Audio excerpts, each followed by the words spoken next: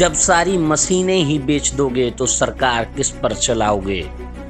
सपा सरकार में रहे राज्य मंत्री राकेश यादव ने ये बात तब कही जब ग्रेटर नोएडा में भाजपा की जन विश्वास यात्रा बड़े ही धूमधाम से निकल रही थी। तभी ग्रेटर नोएडा में सपा कार्यालय का उद्घाटन भी होना था। उद्घाटन के दौरान मंच से क्या कुछ और कहा राकेश यादव ने, जिससे लगा भाजपा को बड़ा झटका, आप खुद ही सुन लीजिए। में नहीं आता है कि इस देश के जो कर्णधार प्रधानमंत्री, प्रदेश के मुख्यमंत्री ये कहते थे कि अब ये प्रोजेक्ट लगेगा, अब ये प्रोजेक्ट लगाएंगे। भाई जब आप सारी चीजें देश की बेच दोगे तो सत्ता किस पर चलाओगे। आपने एयरपोर्ट बेच दिए, बिजली बेच दी, कुछ रह गई है वो बेचने जा रहे हो, आप टेलीफोन बेच रहे हो।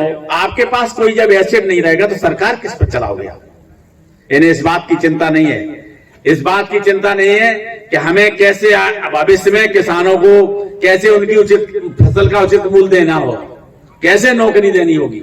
इन्हें इस बात की चिंता है कि इन प्रकार से किसी तरीके से सत्ता पे काबिज हुआ जाए, और सत्ता पे काबिज होने के लिए वो कुछ भी काम कर सकते हैं, किसी भी तरीके की प्रोपेगेंडा फैला सकते हैं, कुछ भी कार्यक्रम चला सकते हैं। और वही प्रयास इस समय भारतीय जनता पार्टी के लोग कर रहे हैं। आपने देखा पिछले 15-20 दिन से जिस समय देखा कि समाजवादी पार्टी की रैलियों में, कार्यक्रमों में अपार जनसमूह उमड़ रहा है, तो ये भयभीत हो रहे हैं, ये डर गए हैं। इसीलिए इन्होंने राशन की वो खोला और गैस पे सब्सिडी दी, और तमाम लोगों को टेलीफोन पे संपर्क कर रहे हैं कि आप भारतीय जनता पार्टी में आ जाइए, आपको जो पद चाहिए मैं दूंगा। इन्होंने इतने पद बांट दिए हैं।